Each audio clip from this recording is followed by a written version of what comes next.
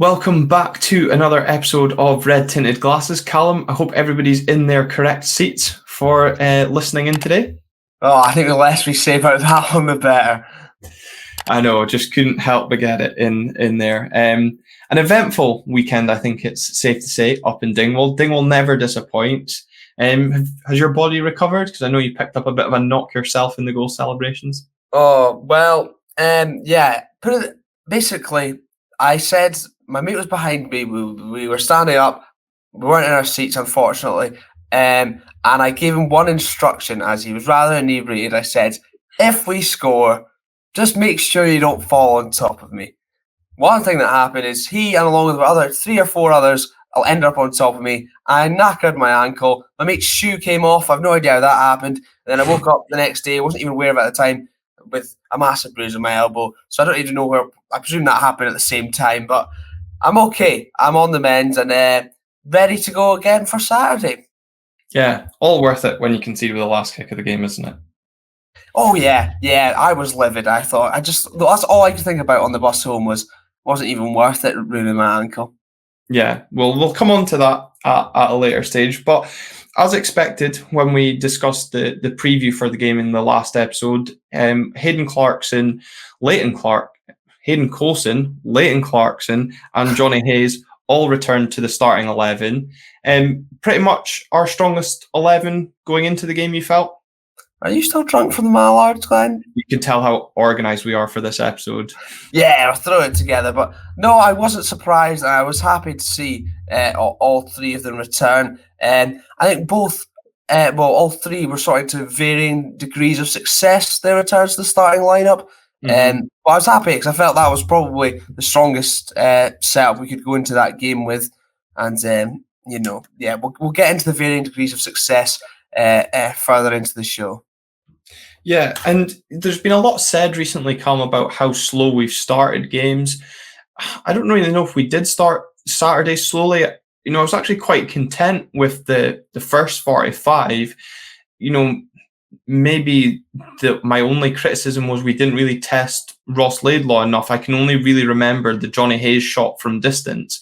We'll come on to that 3-on-1 in a second. But overall, I actually thought that was probably one of our better first 45s in recent weeks. I think, in terms of not starting sluggish, it wasn't bad by any stretch of the imagination. But in terms of testing Laidlaw and, that sort of final ball in the final third and things like that, that was lacking a little bit. But there wasn't any points where we were really properly under the cosh in the opening exchanges, which is a change, I suppose, an improvement to a degree. Even if certain other things sort of didn't quite go our way on the day, at least that is hopefully maybe a sign of things to come, where we won't just give up easy chances, look very sloppy on the ball at times. That would be nice if we could cut that out. But I didn't feel there was much of that on Saturday. Whether that was down to my memory of the opening exchanges or not, I don't know.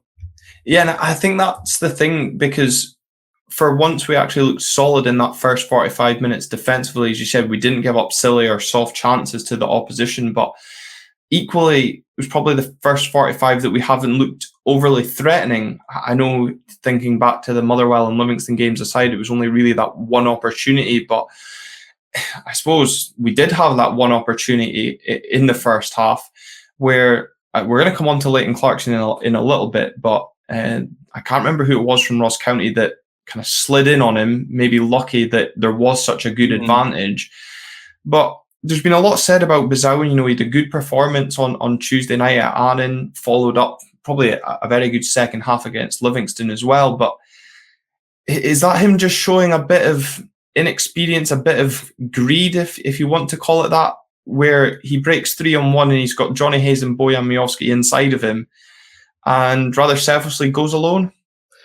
Yeah, I mean, my initial reaction was, you greedy sod, but thinking a bit more logically... Very polite, that's definitely not what you said. I mean, I thinking about it more logically, it probably is a bit of an inexperience and things like that, but I watched the back in sports scene before recording, and you actually hear Johnny Hayes yelling at him.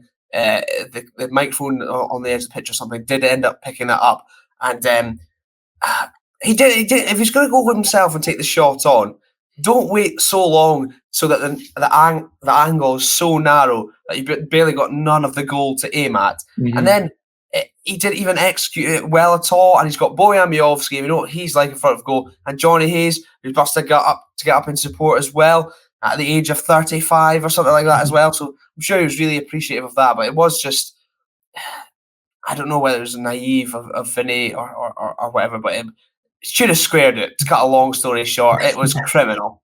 Yeah, and I think the thing is as well, probably buoyed by his performance in the last game and a half, he's probably going to back himself. But as you said, don't wait till the last minute, and I totally kind of forgot about the incident until I watched it hungover on Sunday, and it was really not a wise decision to do that first thing in the morning when you're still fuming. Why is he going at Laidlaw's near post? Laidlaw's got that side covered. He's in good goalkeeping, I think, from Ross Laidlaw as well. He stays tall. He doesn't go down early, so he makes it really hard for Vinny. But if I was Vicente Bizaouin, you've got to be drilling that low and across the goal if you're going to be greedy, because then the likes of Miovski and Hayes who are running in, or even a defender, if Laidlaw parries it, you've got that chance of a ricochet going in. But, we've seen what Miovski's like. I know he may be thinking about the Motherwell game going back. But if he squares that inside to Miovski, he's then got Hayes free on his outside as well. And Laidlaw has got to come out and commit himself to close the angle for Bojan. And then that would also free up Johnny Hayes. So it's really poor in the final third from us. That for me is seeing that back is a real frustration in a game that really didn't actually offer up too much in the final third. No, I think when in a game where, I don't think we necessarily played badly, but in terms of clear-cut chances, they were pretty few and far between in the game. I mean, even in the chance that we eventually got a goal in, I don't even think you could class it as clear-cut given the way Duke had to control it and things like that. But yeah, if he does go for that far corner, even if he hits a bad shot or without a ricochet or rebound, it might sort of come off as a cross in a weird way if it just goes across the face of goal. But yeah, it was awful, and I'm sure he got a mouthful of the pitch, and he will absolutely learn from that. Yeah, and there's been a lot of talk on the back of it, because to be honest, it really wasn't his best performance. And when you saw Matty Kennedy and Duke's impact off the bench, there's been, comments about whether or not he deserves a start looking ahead to the Rangers game. Do you think his place in the starting lineup is in jeopardy going into the game at the weekend? I don't know how much Jim Green will want to change things, but I certainly wouldn't be sort of disappointed or angry if Matty Kennedy did come in from the start against Rangers, because, look at the way Matty Kennedy came on and improved things. And I mean, he had a shot saved well by Laidlaw, and then he's involved in the goal as well, albeit fresh air swipe. But the less we say about that, the better for now, for their goal. But I wouldn't be against Matty Kennedy coming in. I mean, he looks sharper than he ever was at any point last season. He's coming on, he's influencing games, he's fit. And Vinny, goals against Annan, he scored the penalty against Livingston, but I don't think, given the sort of pre-season and the Cup, with the way Vinny was performing there, I don't think he's quite at the heights that we were maybe expecting him to yet in the league. And I know he's still young and he's still got a lot to learn and potential to fulfill. But I just don't know. It's a big game, and we can't afford to miss a chance like that against Rangers, put it that way. Yeah, and you're putting forward Matty Kennedy as a potential replacement for Vinny. Not Duke in your eyes? I don't know, because then you would probably have to put him coming off out wide, and I don't know how much he sort of suits that role. We've not really seen him carry that out too much. I don't know if a game against Rangers is really one to experiment with that, or if he goes in behind Miovski or vice versa, then you're putting Clarkson slightly out wide. And I just don't think that is probably a good idea going into a game like this. Yeah, although the prospect of Duke coming off the bench against a tiring Rangers defence, having seen the way Celtic ran that defence ragged, does excite me a lot, which means I am prepared to be disappointed come Saturday. On Vinny as well, there's been a lot made about his lack of assists, certainly this season. Do you think that's something that he needs to work on, or do you think Jim Goodwin will have in the back of his mind? Because, you look at the other wing, you tipped him to be our top assist. Johnny Hayes got another at the weekend before you comment on it. We're not getting that same kind of assist service from the right-hand side. Is that going to be something that's playing possibly on Vinny's mind, possibly on Goodwin's mind as well? Possibly, but I do think it is something that will come. I mean, I suppose comparing those two players in particular, the one thing massively different between them is the experience. I think, with the more games Vinny will play, the more experience, the more developing he does, the understanding he has with his players, I think those kind of things will come. And in future, I fully expect him to see him square that ball in that situation again and things like that. He will learn. I mean, as I already said, we can't afford to miss many chances like that throughout the season, but hopefully that'll be the last of it. And I think it will come in his game. He's still very, very young and still with a lot to learn. Still pretty, I think raw is a fair word to use, because sometimes he's brilliant, sometimes he's a bit anonymous and everything he does just doesn't quite come off. But I think his time will come and we will see the fruits of his labour. There we go. Yeah, and I think when, we drop points or throw away points in the manner that we did on Saturday, these sort of incidents or things become more heightened to fans for us to discuss. We're not here slagging off Vinny. It's a talking point that has kind of generated on the back of this 3-on-1 chance that never materialised. I like to think when me and you sit down to record these episodes, it would be like, and I think, people have said it to us when they listen to the podcast back, it's like sitting listening to your mates at the pub. And I'm sure that, pre-match on Saturday, this sort of discussion will be happening.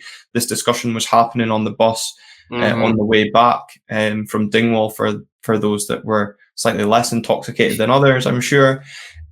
But it is these talking points, especially coming up to a big game when you've got that opportunity that we do have on Saturday to go second. You don't want to, this is probably going to sound a bit harsh, you don't want to have a passenger on your side. You want to have somebody that's going to be there and capitalise on those opportunities. I mean, ideal situation is he cocks that one up and then he goes and lays one off for Miovski or Duk or something in front of the red shed towards this end of the game. I mean, that's the ideal situation. And sometimes it does take things like that situation for players to learn. And so long as he does do that in the long run, then, we'll be okay. Yeah, exactly. Leighton Clarkson, as I said, returned to the starting lineup, was involved in a couple of incidences, as we said, had that tackle on him at the start of the 3-on-1 that we've just kind of gone into in a bit more detail. But he was also involved in a tackle in the second half where Kevin Clancy showed him a yellow card. At the time, I thought, fair decision. I thought it was just a 50-50. A few boys in front of me said, we're very lucky to be down to 10 men. I thought, don't know what you're speaking about. Watching it back on Sports Scene, is Leighton Clarkson a lucky man that he didn't see red? Yep, the boys you heard talking, absolutely, they were correct.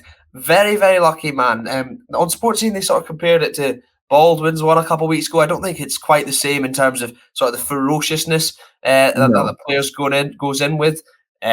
But Leighton Clarkson, very lucky man. It was very high. Studs were showing, and he didn't get anywhere near the ball. I just think, I don't know whether it's the lack of aggression going into the tackle that's maybe done him a favour there. But yeah, we should have been down to 10 men. There's no hiding from it. But for once, I'm glad the Scottish referees are absolutely shite. Yeah, and given it was Callum Rataj that said it was a red card, I think you should be surprised how much sense he spoke. I wish you'd not said that now, because I can't just give him credit. He's in Portal from 7am. How's he seen it and you're not? Goodness me, we need to get this together. Yeah, but Malky Mackay, I think quite ironically, coming out and saying these things even themselves out over the course of a season, these sort of decisions. Well, Malky, I think you got 2 decisions for the price of 1 in that game against Kilmarnock. Lucky not to be down to 9, so I think that's your evening out. But he said it would have changed the game. To be honest, that game for me, for large spells, felt like it had 0-0 written all over it. Oh yeah, absolutely. I mean, I think it's actually a miracle that it ended up as 1-1, not 0-0. To be honest, yeah. I mean, look, a team at home when they go when the opposition goes down to 10 men, I'm sure they'll fancy their chances. We don't know that the result would have been any different, but I can understand why he feels hard done by. And I suppose any game you go a man up, you're probably thinking you've got an advantage, particularly for probably over half an hour. I think it was. Yeah, it would have been just over half an hour. But Jim Goodwin said in pre-season, I think it was after the Stirling game, that he was looking to add quality and quantity to the bench so that when games were tight, we had options to improve. Do you feel we had that on Saturday? Because I do think the substitutions, particularly of Matty Kennedy and Duke, really did have a positive impact on the game. Yeah, absolutely. I do agree with those two. I just think almost beyond them,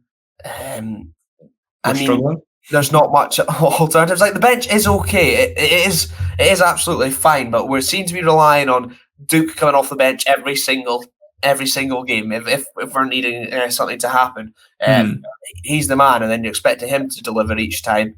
But thankfully, on this occasion, they did both come on and have that impact. I think we are certainly still lacking in some areas. We made our feelings very clear about the defence anyway.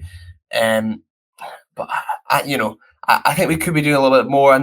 And a certain American not on the bench once again. Yeah. Well, we don't need to go into deep detail on this episode because we covered it on the last episode, so we'll save you a good rambling on this episode. But if you do want to check out our thoughts on the Christian Ramirez saga, I think it's safe to say we can call it that now, go back and check our last episode. But I suppose there was also, I remember at one point, Callum, when Ross McCrory went down in that second half and the physios were coming on, there was that collective sigh and holding of the breath in the away end. And you could hear a few people going, well, this is what we get for not signing a defender on Thursday. It almost did have that sense of, oh, here we fucking go, didn't it? I thought he was knackered because given the way, he plays and the way he is, he's not staying down if he's injured. If he's not injured, that is. So I thought by the severe lack of movement, the fact he's lying there still and he'd been down for a good while, I thought there's no way he's going to carry on. And I've no idea how he did, because he seemed to be in agony for a few minutes and then just got up and carried on. Everything was fine. It was a miracle, but I thought it was going to be very, very bad. I thought we were going to be without Ross McCrory, not only for the rest of that game, but maybe for a little while too. But thankfully, soldiered on, and then maybe testament to the type of player Ross McCrory is, I suppose. Yeah, absolutely. We'll come on to the goal in a second, but for large parts of the game, we've spoke about the defence. What was your thoughts on the defence overall up until, we'll come on to the goal we conceded, but we've seen in recent weeks the defence having a bit nervous moments, sloppy passes out from the back, but there did seem to be a real assurance defensively from all four, I thought, this weekend. I can't be too critical of Jaden Richardson for a change on this episode. Well, I can, if he learns how to cross a ball into the box properly. Well, yes, that's true. We didn't barely even mention that, just deciding to, I don't even know what he did, but it was terrible. But regardless, defensively, I did think he was better. Coulson as well looked pretty good, and also credit to him for going how he was going forward as well. He looks like a good threat coming from left back, which is interesting. But we did look better defensively. There was a few less bomb scare situations, I think. Maybe is the way I'll describe it. At times, especially when it was set pieces or anything like that, I thought, oh God, it's going to come. It's going to come. It's don't take that out of context. Please. Oh God, you can tell we've not got much preparation for this one. Perhaps still suffering from the weekend, but we were better defensively, and I think I should stop speaking now. Yeah, probably. Shout out to Steve. He said that Hayden's now managed to get somewhere to actually settle down in Aberdeen as well, and I think we will hopefully, if he's past that niggle from his ankle knock, we will really start to see the best from Hayden Coulson, because I remember after the Celtic game when we spoke about the fact that he was a threat going forward, and I was like, well, we need to see him, what he can do defensively. I think over the last few games, we've really seen both aspects of Hayden Coulson's game. And as we described, an underwhelming signing, and I know Steve won't take offense to that because he said he didn't, he has probably proved to be kind of up there with one of the summer signings, really benefiting the squad. Yeah, absolutely. I've just got myself together after that. Well done to you for holding yourself together whilst I laughed at myself on mute. But no, he does. I think we've still got a lot to see from him in terms of stringing games together. How will he do over 5-10 games without missing out through injury, whatever? How will he do across that period? But in the bits we've seen of him, he certainly does look, first of all, probably more than capable defensively. I think that's definitely fair to say. But going forward, he does have fantastic feet, and I am excited to see how he can do. And it it's a bit of business that went very much under the radar. A loan from Middlesbrough. I don't know how excited I would have been if you told me that beforehand, but also a player out of contract come the end of the season. So if he can, put a fantastic run of performances together and earn his chance, then maybe there's a chance we could keep him in the long run, which just helps with continuity as well. So fantastic. Yeah, and that's actually a point I was just away to make. If he does continue to impress, a lot of people were speaking about, maybe trying to tie down Liam Scales come January. I'd be looking at Hayden Coulson on a pre-contract come January, whether that's, whether staying up in Scotland is something he sees, for his future. Who knows? Maybe he wants to go back and test himself down in England, but he's certainly putting himself out there with these level of performances. But left back has been probably, it's safe to say, a problem area for us in previous seasons. I know you don't like the Andy Considine slander, but to have someone there reliable in terms of going forward and defensively, it's extremely encouraging. So hopefully he can keep up that level of performance, especially this weekend, because that'll be another real test for him this weekend. Oh yeah, absolutely. We'll definitely see a lot more of what he's capable of defensively, I feel, this weekend. But someone did mention, I think it was actually Chidi and Wakali again on Twitter, not that one once again. I think he sort of mentioned a similarity between Hayden Coulson and Max Lowe, the way he sort of glides up that left-hand side, which I think is a pretty good comparison. So if he can, put in that level of performances that Max Lowe did, then I think it'll turn out to be a fantastic bit of business when we look back at the end of the season. Yeah, agreed on that. Another fantastic bit of business that looks to be certainly taking shape is Duk. When Joe came on to the podcast to tell us what we could expect, he said he would be that impact sub. He will show moments of brilliance. He might have moments of frustration. Well, he was both an impact sub and showed a moment of sheer brilliance on Saturday to grab what unbelievably wasn't the winner. But I mean, the more you watch that goal, Callum, I don't know what gets better, the finish or the scenes behind the goal. I know. I mean, we're both still suffering from the scenes behind the goal. But first of all, the build-up play from all involved, absolutely brilliant. And that includes Duk. And then the desire from him to get into the box and Johnny Hayes as well to offer that option out wide for Matty Kennedy, who, perfect weight on the pass to find him. Also, prior to that, when Matty Kennedy had his shot from range, it was Duk that found him then as well.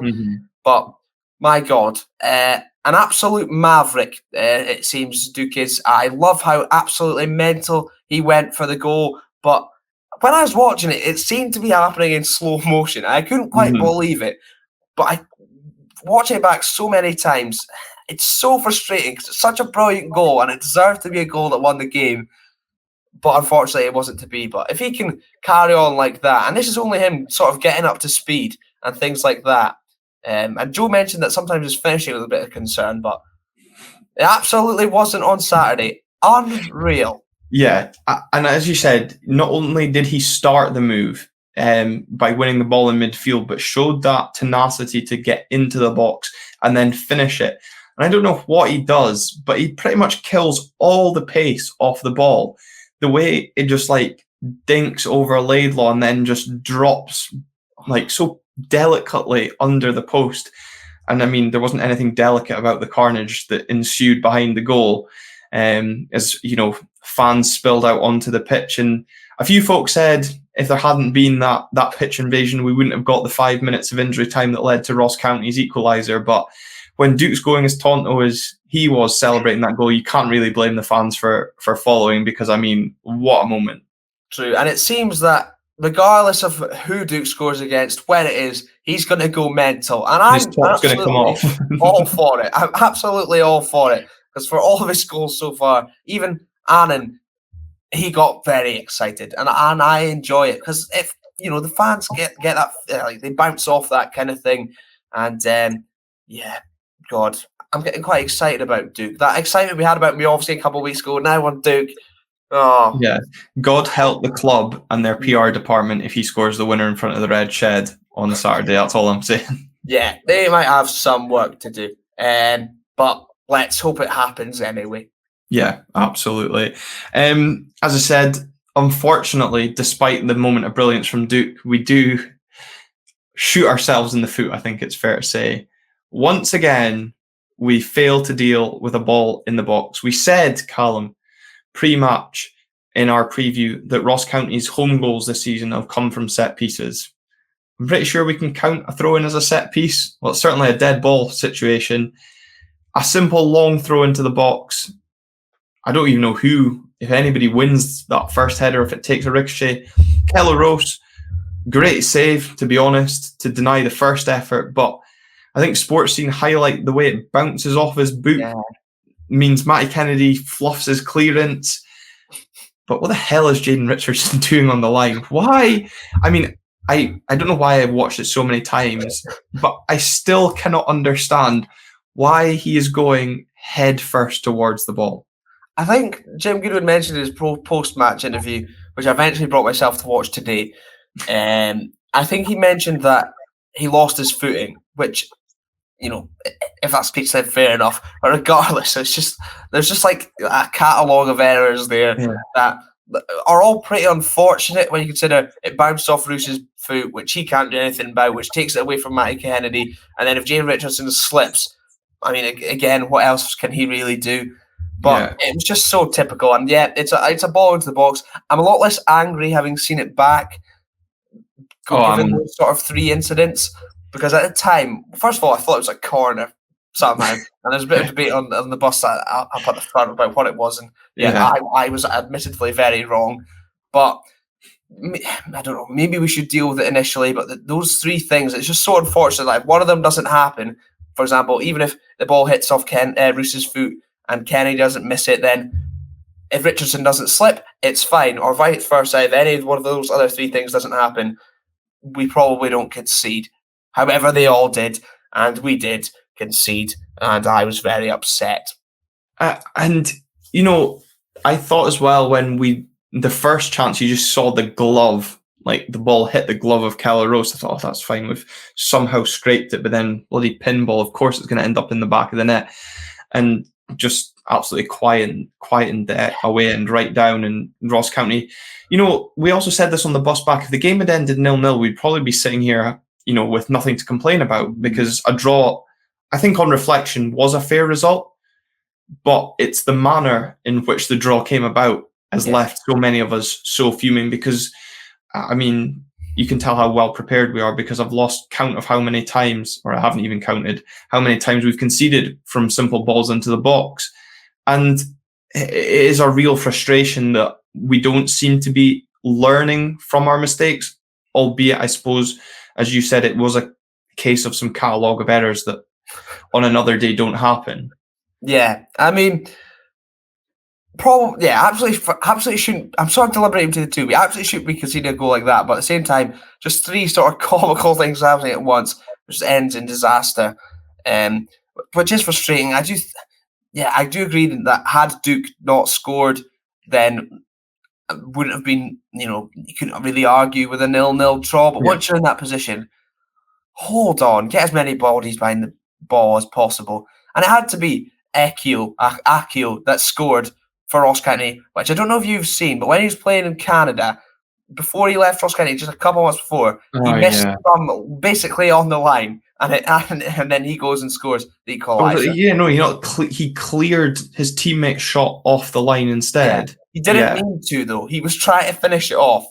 And and it's just typical that, lo and behold, it's us. He goes and scores a last-minute equaliser against. But hopefully, to try and put a positive spin on it, they'll sort of hold on to that feeling of, the disappointment and the despair, losing that last-minute equaliser and prevent things happening again. We probably should have had more bodies behind the ball at the time anyway, which is another thing. But hopefully we'll learn to defend balls into the box at some point. Yeah, it really put Jim Goodwin through the ringer, because not only if you've seen the video that Red Point of View tweeted out of the scenes behind the goal, if you spot Jim Goodwin, going crazy at the goal as well, he just is so crestfallen at the equaliser as well, falls to his knees, head in the turf. He was going through it as much as those of us in the stands. And I think you saw as well, I don't know what I was to say, what it meant to the players, but how disappointed the players were as well come full time, because they all hit the deck. I think they'd put that effort in to go and get us in front, and then just that last moment, because it was the last kick of the game that Ross County did score with, it was, you could just tell how much that annoyed the players. And let's hope that frustration, disappointment, anger, whatever you want to call it, will be the motivation for us come 12 o'clock on Saturday. Yeah, I think if they can turn that feeling into, as you say, motivation and something to learn from, rather than dwelling on it and it knocking the confidence, then, hopefully we can look back on it having learned from it and things like that, and hopefully avoid it from happening again. And as I say, hopefully pushing us on again on Saturday. And I don't know how many times I said hopefully there, but I'm sure someone's keeping count, because folk like to do that with some of our word counts. I just really, really would like us to avoid the same thing happening again on Saturday. But you mentioned the disappointment of the players. I immediately walked out of the ground at that point. I was just so in disbelief. I couldn't believe what I was seeing. It felt like added time had gone on forever, and I just had enough by that stage. But it's amazing how feeling like you've won the game can suddenly feel like you've lost the game, but yet we've ended up with a point. But on a whole, Callum, we did pick up a point. Hearts dropped points this weekend. Motherwell also drew. We currently sit in third, level in points with those two teams, ahead of them on goal difference, with the opportunity to leapfrog Rangers this weekend if we were to go on and win the game. It's not all doom and gloom, is it? Absolutely not. And I think the fact we're feeling so disappointed, given all those things, sort of tells you how far we've come. Because last season, a point away at Ross County, pretty good result. Whereas this time it feels like we've lost. And I think that's a good, and that's with having still gone third on the day. And I think that's sort of a good indicator of how far we've come now. Although, conceding a goal like that probably gives an indicator of how far we've still got to go. Yeah. But by no means we're not in a bad position at all. Like in no way, shape, or form. I should say, with a chance, if we beat Rangers, I think by 2-0, by 2 goals, then we go above them. I think is the case. Given where we are, given we've not had a fantastic start, and there is definitely still improvements to be made, and it's still early days under Good with all the new signings, got to be pretty happy with how things are going so far. Yeah, absolutely. I know there'll be a few listening or watching into the episode probably tinge the disappointment that we didn't take the opportunity to, put that bit of distance between the likes of Hearts and Motherwell and give us that gap, because the league is so tight between third and I think it's 9th or 10th. There's really nothing in between it. And it just, I think, to be honest, this is what the league is going to be like this season.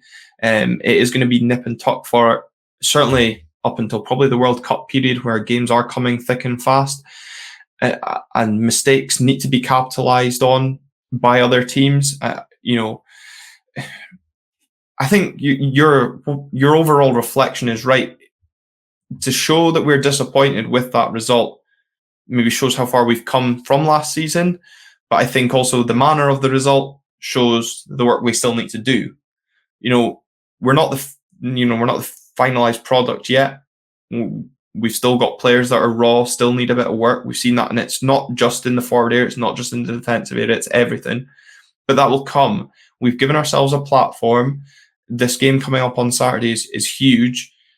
A positive result on Saturday gives us something then to build on going into Easter Road before the upcoming international break. So I think these next 2 games for us, it is really important that we come out of this in a positive frame of mind, and we've got 2 positive podcasts to look forward to, and not hopefully shoe on the other foot.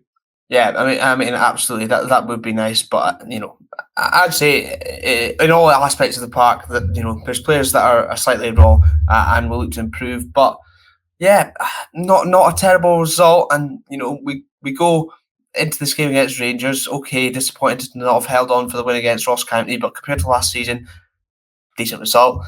In the quarter-final of the Cup as well, with a home draw, plenty of reasons to be positive, and I'm sure it'll be a fantastic crowd at Pittodrie.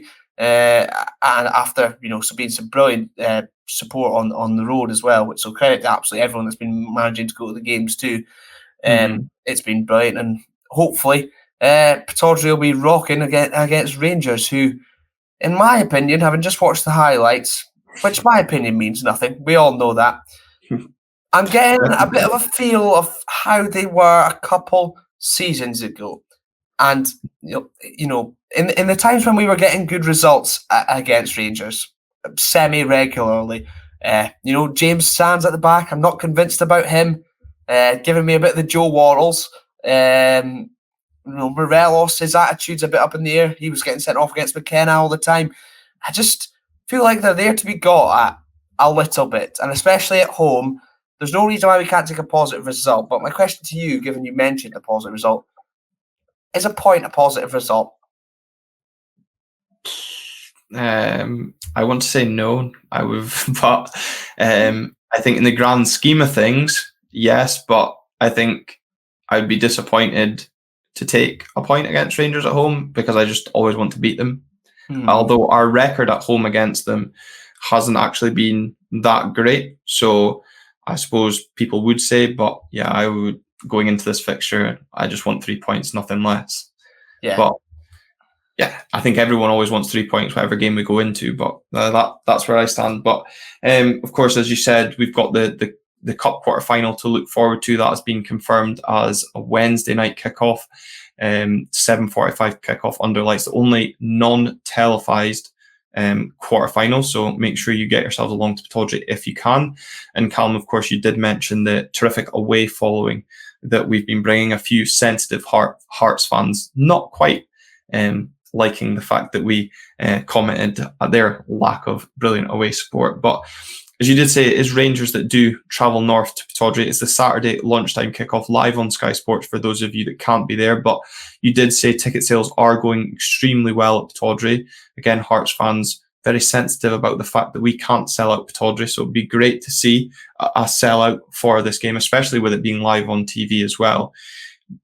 Rangers didn't look great, it's fair to say, against Celtic, but then nobody really has looked great against Celtic this season. They do travel to Amsterdam on Wednesday night to face Ajax in the Champions League. Is that maybe a blessing that they've got a game before us after what happened at the weekend? You mean maybe a chance to get a reaction out of the system? Yeah.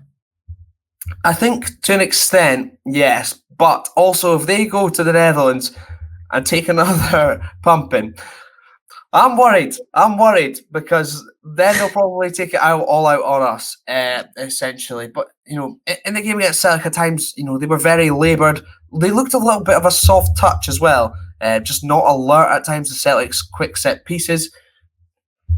I don't know what to make of things, but, they knocked out PSV, who I think have beaten Ajax already this season in the Eredivisie. So I don't know how that one's going to go, but I think it could be a blessing that they've got a game to play after getting beat 4-0 by their closest rivals, right before players. Because my mum always used to say that they'll be angry, and we'll get it taken out on us. Yeah, I think it was the Dutch version of the Community Shield that PSV beat Ajax in, because Alfred Schroeder is 5 from 5 as I quoted today. So he'll be disowned from the family. There is no family connection, but mentally he'll be disowned from the Schroeder name if he loses on Wednesday night. But I think, yeah, you're kind of right. If they get a defeat on Wednesday, then they could come here really down in the dumps. But then, their fans will be expecting a reaction. But equally, if they go and somehow pull out another European result that they always seem to be doing just now, very frustratingly, they come here massive confidence. But I think from an Aberdeen point of view as well, Callum, it's probably good for us having that week to really prepare. Especially, we do have things to work on. We've seen it defensively. We weren't 100% clinical on Saturday as well. So some things definitely to be working at Cormack Park this week from an Aberdeen point of view. Yeah, absolutely. Sort of that final ball in the final third of the decision making as well. Just the last thing on the fact they've got Ajax in the midweek. When things aren't going well, games coming thick and fast, not good. But if they are going well, they'll probably just want to be playing game. Whereas if they take another big defeat, not a lot of time to prepare for Aberdeen. Whilst we've had a full week and mood is good in the camp, could be all right. But as I said, do have a week to prepare. There is definitely still things to be working on. Don't expect things to be the final product anytime soon. But I think there is reason to be confident. If we can work on those decisions in the final third and keep that sort of assured defensive performances and not be slack playing it out from the back, then we've got a decent chance here. And I think compared to last season, going into a game against Rangers, not sure if confidence the word I would use, but I'm getting there. Yeah. Come Friday, I'll be bouncing off the walls. Yeah, absolutely. Yeah. What was I going to say? Yeah, sluggish start is something that's kind of marred us this season. This isn't really a game that we can afford to be sluggish, especially a home has been the problem where we've been sluggish, albeit we've had 5 goals in all our home games so far this season in the league. I'm not sure if the prospect of a 5-goal thriller this Saturday excites me or fears me. No, I mean, it doesn't excite me at all because the nerves will be through the roof at all points. And it will be anyway, but then if it's a roller coaster like that, I'm just not going to be happy at all. I mean, even if we were 3-0 up with 10 minutes to go, I would still be shitting myself. Yeah, exactly. And we all know what we're capable of. So, but regardless, we'd take anything. But, hopefully we can be a little bit more tight. And, as I said, we have had sloppy starts. Likewise, though, look at the game at the weekend. They did too. So there's a chance to maybe, I'm sure they'll be working on that as well. But there's a chance to maybe exploit that as well if we can, get out and at them, particularly if Duk starts to run them ragged. That would be fantastic. But yeah, I suppose then on that, we spoke about Duk starting, not starting, coming on, the impact player he's got. With Rangers having that game in midweek, would he actually probably benefit then coming on later on in the game against a more tired defence rather than starting and trying to run them ragged early? Or do we run them ragged early and then they are just knackered at the end anyway? Or am I reading too much into this because they're professional football players and they should be fit enough anyway?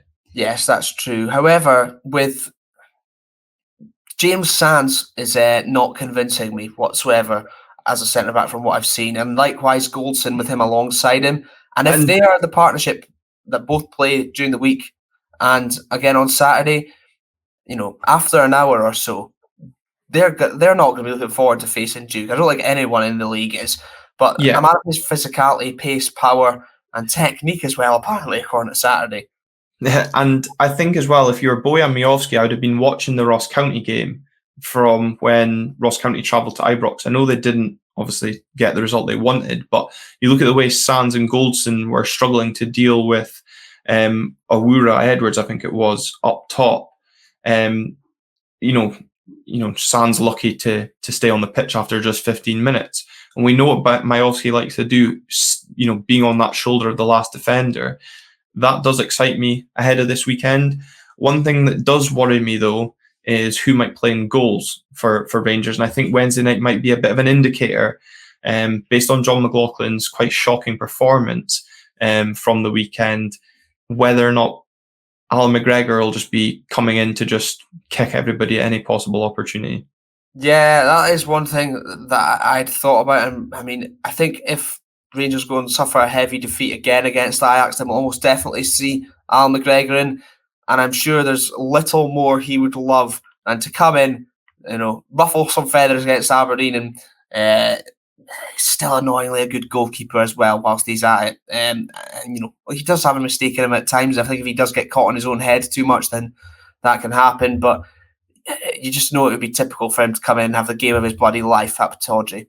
Yeah, exactly. You can just see it now. But I suppose speaking about being prepared, hopefully those at Pittodrie have taken note of what happened at the weekend, because you mentioned the intensity of Celtic's play in that game, and a lot of it, when you're watching Sports Scene, seemed to come from, look at the Jota goal when McGregor just puts the ball down and plays the ball quickly. Rangers aren't organised.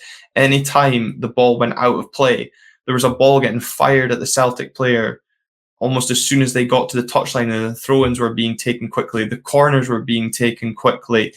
Rangers never got an opportunity to sit and set themselves.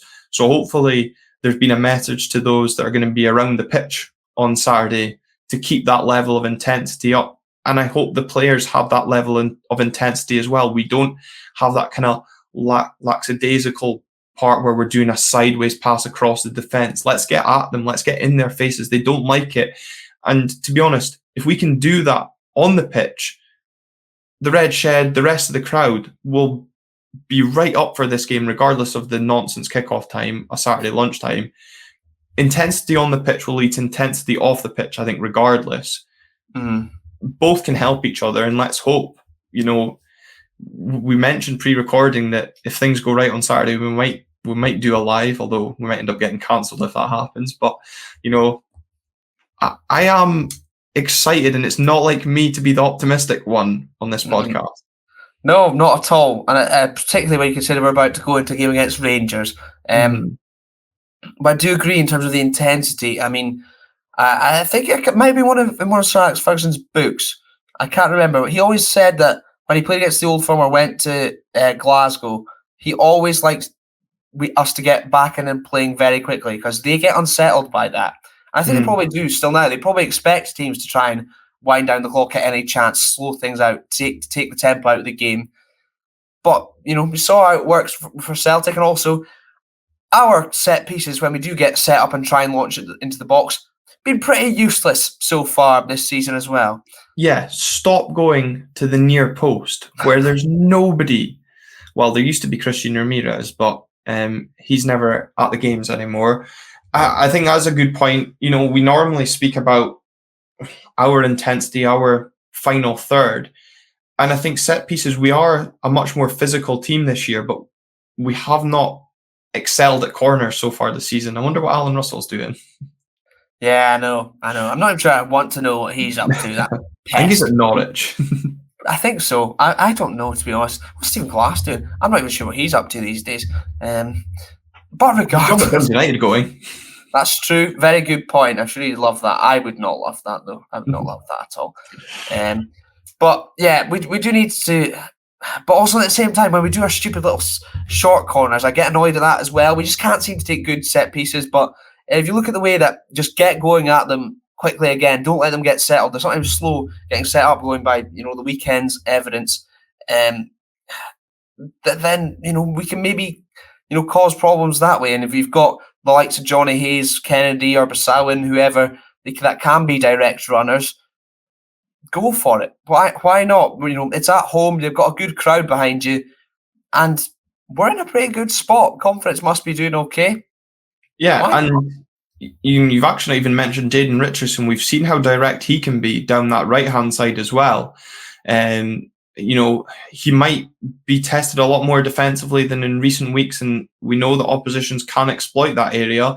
But equally, he can cause opposition defences problems if he can tame his crossing into the box and not wallop the ball across the face of the goal. Hopefully, again, something that needs worked on this week, picking up the man when you're driving into the box, not just hit and hope. But again, there is for me, going into this game, there are aspects of our team, there are players in this team that I feel can hurt this Rangers side just as, probably not what we've normally had.